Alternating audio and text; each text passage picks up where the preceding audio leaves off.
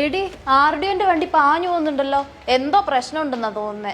അതൊന്നുമില്ല, അപ്പുറത്തെ വീട്ടിൽ കോഴി പോയി ശല്യം ഉണ്ടാക്കുന്നൊരു പരാതി. പോകാതിരിക്കാൻ പറ്റുമോ? RDO വണ്ടി എടുത്ത് നേരിട്ട് വന്നു. കോഴി മാത്രമല്ല, കോഴിക്കോടടക്കം മാറ്റണമെന്ന് ഉത്തരവും കൊടുത്തു. ശരിക്കും? പിന്നല്ലാതെ.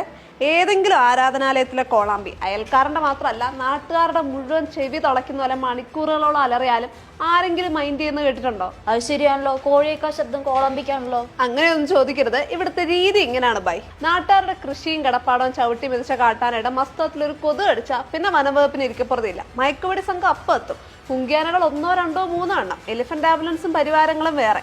ആനയെ പാർപ്പിക്കാൻ കാട്ടിലെ തടി വെട്ടി ആനക്കൊട്ടിൽ. ആന ചിമ്മുന്നുണ്ടോ, തുമ്മുന്നുണ്ടോ, ആടുന്നുണ്ടോ നോക്കാൻ 24 hours ഉറക്കളിച്ച് വാച്ചാമാടിന്റെ കാവൽ. ഇനിയിപ്പോൾ അതേസമയം കാട്ടാന ഒരുത്തനെ ചവിട്ടി കൈയും കാലും ഒടിച്ചിട്ട് ആംബുലൻസും ഇല്ല, ആൾപ്പടയില്ല.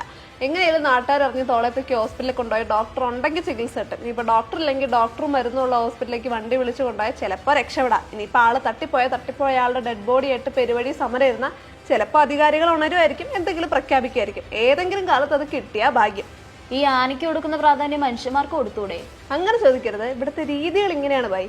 ഇൻഷുറൻസും പുക സർട്ടിഫിക്കറ്റ് ഇല്ലാതെ ഏതെങ്കിലും ഒരുത്തം വണ്ടിയായിട്ട് റോഡിലിറങ്ങിയ അവന്റെ ആരും കട്ടപ്പുക പെറ്റി സെറ്റാക്കി വീട്ടിലെത്തിച്ച് സർക്കാർ കയ്യോടെ കാശ് വാങ്ങി കീശയിലിടും. ഇനി ഇതേ സർക്കാരിന്റെ ആന വണ്ടി ഇൻഷുറൻസും ഇല്ല, പുക സർട്ടിഫിക്കറ്റ് എന്താന്ന് കേട്ടിട്ട് പോലും ഇല്ലാതെ പോലീസിന്റെ മീശയ്ക്ക് മുകളിലൂടെ അങ്ങോട്ടും ഇങ്ങോട്ടും തലങ്ങും വിലങ്ങും പാഞ്ഞാലും പെറ്റിയില്ലൊരു കുറ്റിയില്ല.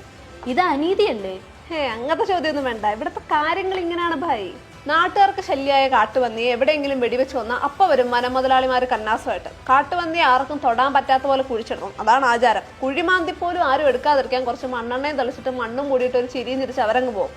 അതേസമയം നമ്മുടെ മൃഗശാലയിൽ കടുവയ്ക്കും പുലിക്കൊക്കെ കഴിക്കാൻ ദിവസം ലക്ഷക്കണക്കിന് രൂപയുടെ ഇറച്ചിയാണ് സർക്കാർ കാശ് കൊടുത്ത് വാങ്ങുന്നത്.